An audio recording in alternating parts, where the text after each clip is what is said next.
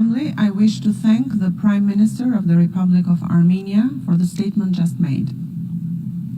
I now give the floor to the distinguished representative of Pakistan to introduce an address by the head of government.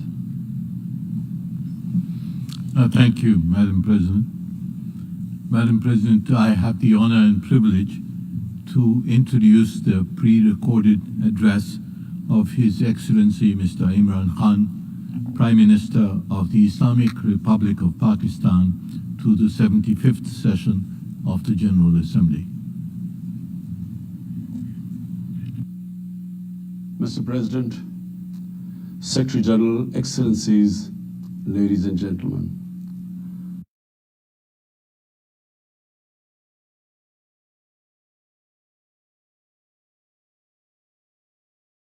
I'm honored to address the United Nations General Assembly once again. I congratulate His Excellency Mr. Volkan Bozkır on his election as the President of the 75th session of the General Assembly.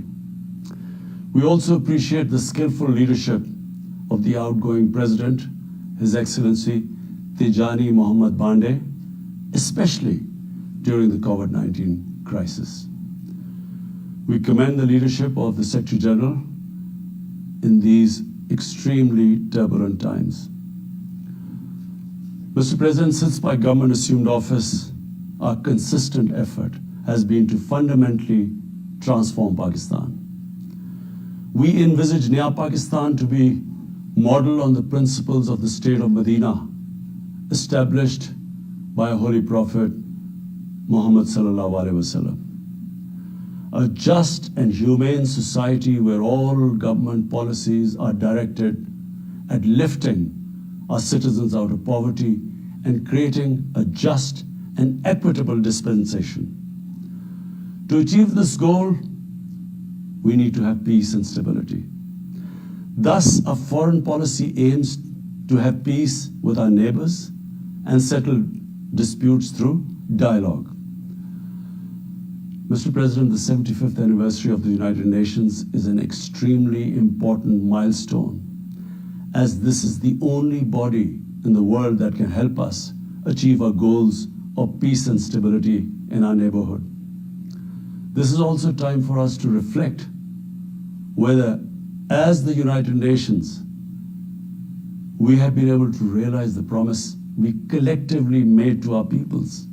Today, the foundations of the world order, non-use of or threat of unilateral force, self-determination of peoples, the sovereign equality and territorial integrity of states, non-interference in their internal affairs, international cooperation, all these ideals are being systematically eroded. International agreements are being flouted and set aside. Renewed great power rivalries are leading to a new arms race. Conflicts are proliferating and intensifying. Military occupation, illegal annexations are suppressing the rights of human beings to self-determination. According to the respected Professor Noam Chomsky, mankind is at even a greater risk than it was before the First and Second World Wars in the last century. And this is because of the threat, increased threat of nuclear war, climate change, and sadly the rise of authoritarian regimes. We must come together to prevent such a catastrophe. We believe that the driving force in international relations must be cooperation, in accordance with the principles of international law and not confrontation and force. We all must emphatically reaffirm our support for multilateralism. Mr. President, the COVID-19 pandemic has illustrated the oneness of humanity. In our interconnected world, no one is safe unless everyone is safe. Locking down to control the pandemic has triggered the worst recession since the Great Recession in the last century. This has hit the poorest countries the hardest, as well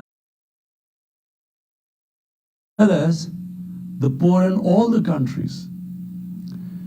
In Pakistan, we realized very early on that if we imposed a strict lockdown, the type that several affluent countries had imposed, we would have more people dying of hunger than the virus. Therefore, we adopted a policy of smart lockdown.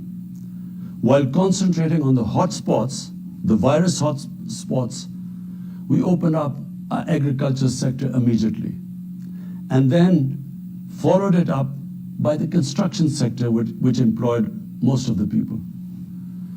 At the same time, and this is despite financial constraints, my government deployed $8 billion, unprecedented amount, for our health services, plus support the poorest and most vulnerable households with direct cash payments through SARS program. And then subsidies to the small businesses.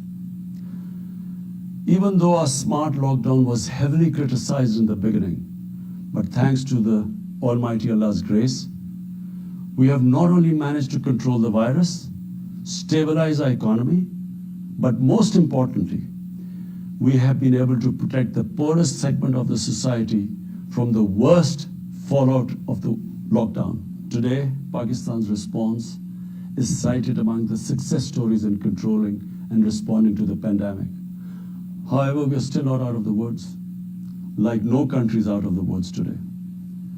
But Mr. President, it was obvious from the outset that developing countries would need fiscal space to respond to and recover from the COVID crisis.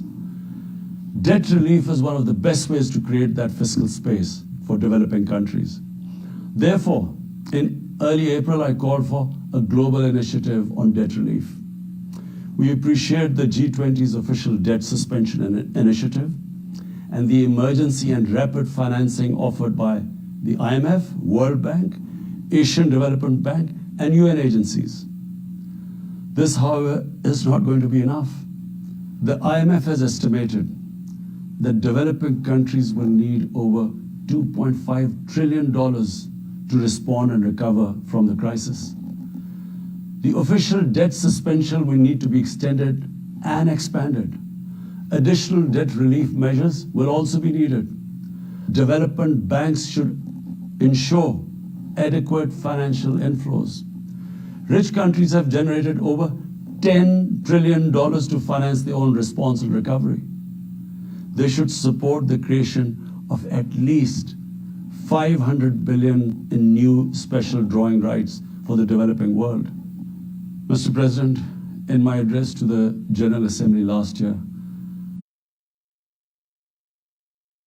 I had highlighted the tremendous damage that illicit financial flows from developing countries to rich countries and to offshore tax havens cause.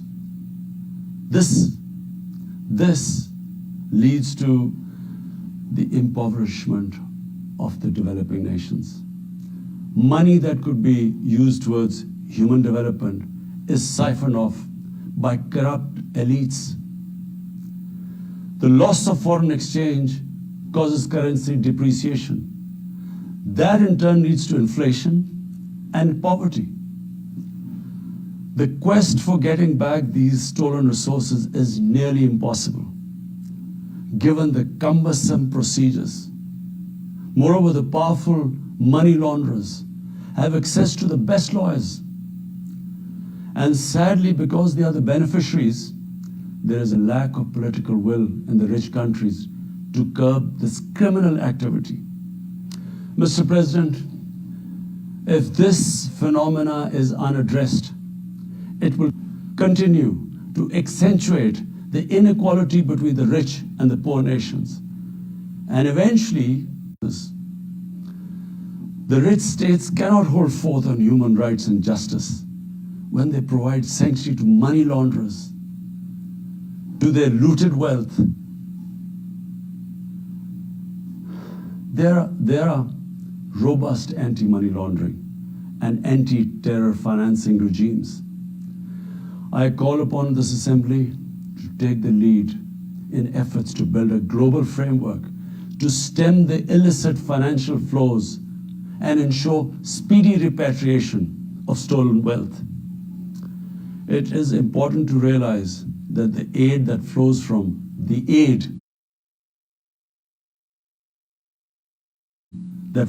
rich countries to the developing world is minuscule compared to the massive outflows by our climate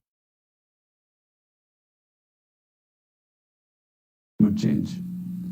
Unprecedented fires in Australia, Siberia, California, Brazil.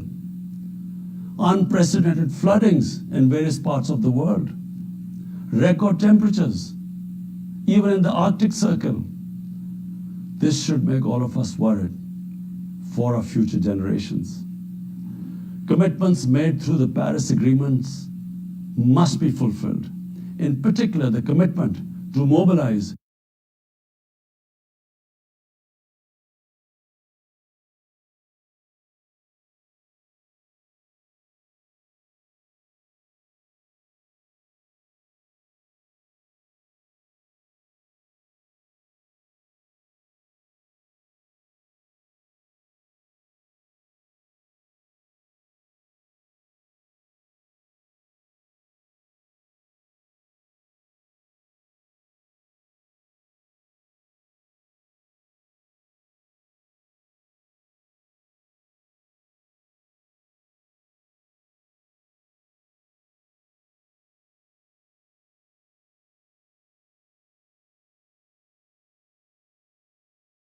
to bring humanity together. Unfortunately, it has instead fanned nationalism, increased global tensions, and given rise to racial and religious hatred and violence against vulnerable minorities in several places. These trends have also accentuated Islamophobia. Muslims continue to be targeted with impunity in many countries. Our shrines are being destroyed. Our Prophet Muhammad ﷺ insulted. The Holy Quran burnt. And all this in the name of freedom of speech. Incidents in Europe, including republication of blasphemous sketches by Charlie Hebdo, are recent examples. We stress that willful provocations and incitement to hate and violence must be universally outlawed. This assembly should declare an international day to combat Islamophobia and build a coalition to fight the scourge that splits humanity. Mr. President, the one country in the world today where I'm sad to say the state sponsors Islamophobia, and that is India. The reason behind this is the RSS ideology that unfortunately rules India today. This extremist ideology was founded in the 1920s. The RSS founding fathers were inspired by the Nazis, and they adopted their concepts of racial purity and supremacy. While the Nazis' hate was directed at the Jews, the RSS directs it towards the Muslims and to a lesser extent, the Christians.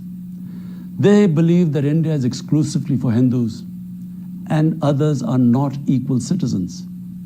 The secularism of Gandhi and Nehru has been replaced by the dream of creating a Hindu Rashtra by subjugating, even cleansing India's 200 million Muslims and other minorities. In 1992, the RS destroyed the Babri Masjid. In 2002, some 2,000 Muslims were slaughtered in Gujarat, and this was under the watch of Chief Minister Modi.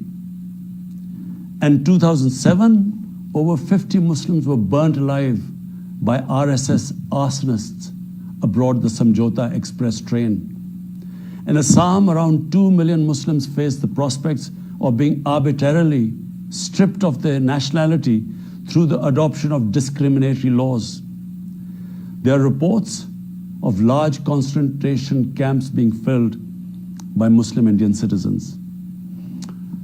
Muslims were falsely blamed, vilified, and victimized for spreading the coronavirus. They were denied medical attention on many occasions. Their businesses were boycotted. Cow vigilantes attack and kill Muslims with impunity. Last February, Muslim faced targeted killings with police complicity in New Delhi. Mass registrations in the past have often been a precursor to genocide. For example, the Nuremberg laws in Germany in 1935, and then in 1982 in Myanmar.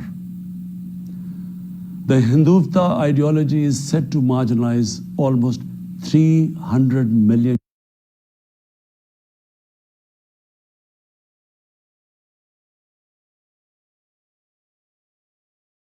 augur well for the future of India. As we all know, that marginalization of human beings leads to their radicalization.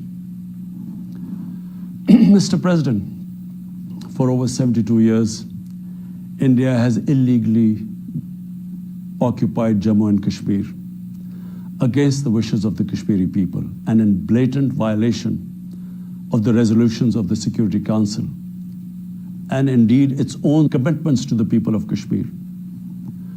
On 5th August last year, India illegally and unilaterally sought to change the status of the occupied territories and deployed additional troops, bringing the total number to 900,000, to impose a military siege on 8 million Kashmiris. All Kashmiri political leaders were incarcerated. About 13,000 Kashmiri youth were abducted and thousands tortured. A complete curfew was imposed, accompanied by a total communications blackout. Indian occupation forces have used brute force, including pellet guns against peaceful protesters, imposed collective punishments, including the destruction of entire neighborhoods,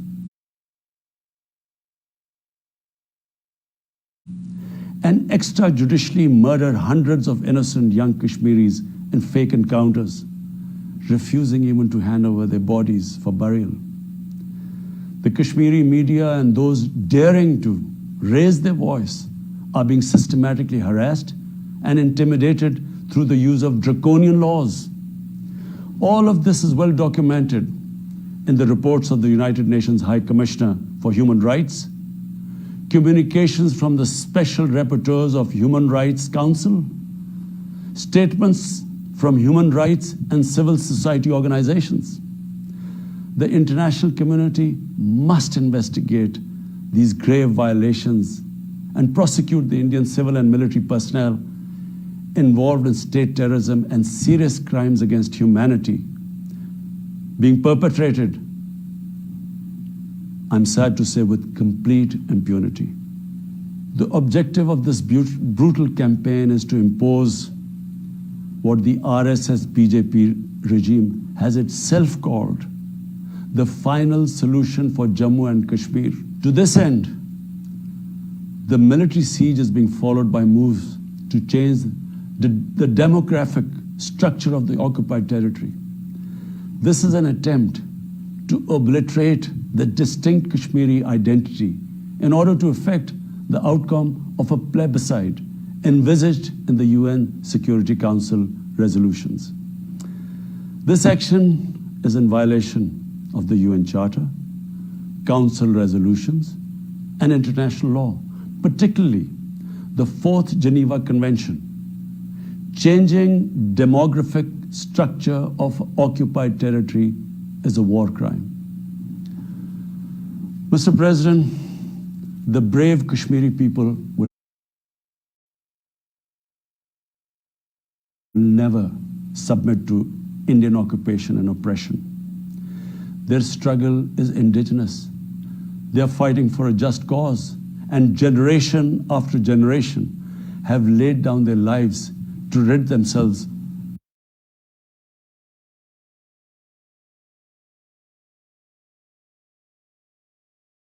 in the legitimate struggle for self-determination. Mr. President, in order to divert attention from its illegal actions and atrocities in Indian-occupied Jammu and Kashmir, India is playing a dangerous game of upping the military ante against Pakistan in a nuclearized environment. Despite constant Indian provocations and ceasefire violations along the line of control and the working boundary, targeting innocent civilians, Pakistan has exercised maximum restraint. We have consistently sensitized the world community about a false flag operation and another ill-conceived misadventure by India. My parents, Mr. President, were born in the colonial India, and I was the first generation that grew up in an independent Pakistan. I want to make it clear that any attempt by the fascist, totalitarian, RSS-led Indian government to aggress against Pakistan will be met by a nation that will fight for its freedom to the end. Mr. President, there will be no durable peace and stability in South Asia until the Jammu and Kashmir dispute is resolved on the basis of international legitimacy. Kashmir has been rightly described as a nuclear flashpoint. The Security Council must prevent a disaster conflict and secure the implementation of its own resolutions, as it did in the case of East Timor. The Council has considered the situation in Jammu and Kashmir 3 times in the past year. It must take appropriate enforcement actions. It must also take steps to protect the Kashmiris from an impending genocide by India. Pakistan has always called for a peaceful solution.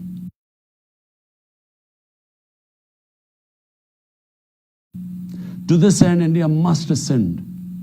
To reach this end, India must ascend the measures it has instituted since 5th August 2019, end its military siege and other gross human rights violations, and agree to resolve the Jammu and Kashmir dispute in accordance with the relevant UN Security Council resolutions, and of course, the wishes of the people of Kashmir. Mr. President, Pakistan's desire for peace in our region is also manifest in our efforts to promote a political solution in Afghanistan.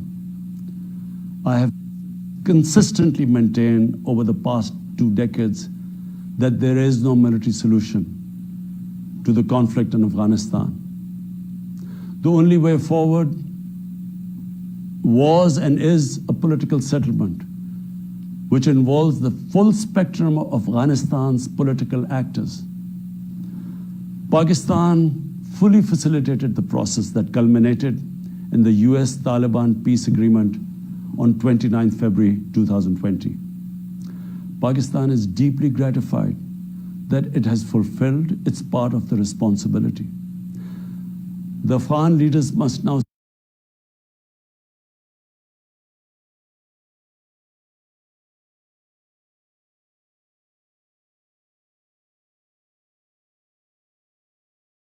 seize this historic opportunity to achieve reconciliation and restore peace in the war-torn country. Through the intra-Afghan negotiations that commenced on 12th of September, they must work out an inclusive, broad-based, and comprehensive political settlement. The process must be Afghan-led and Afghan-owned, and without any interference or outside influence.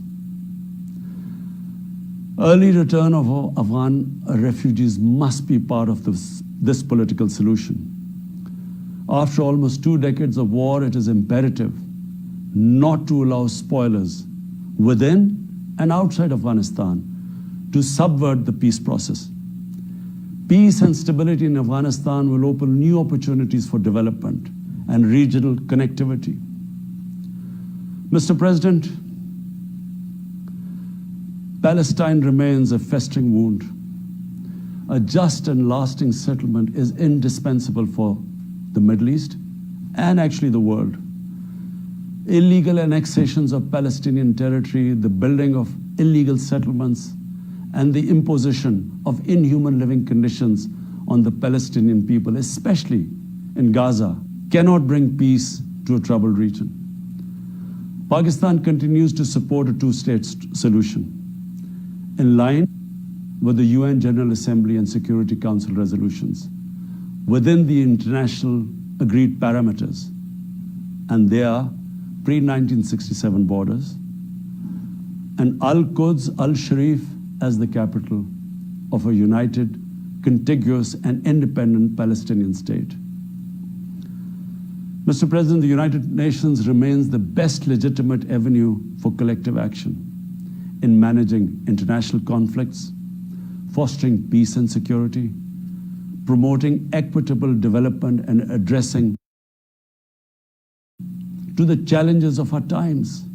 A comprehensive reform of the United Nations, including the Security Council, is essential to promote greater democracy, accountability, transparency, and efficiency.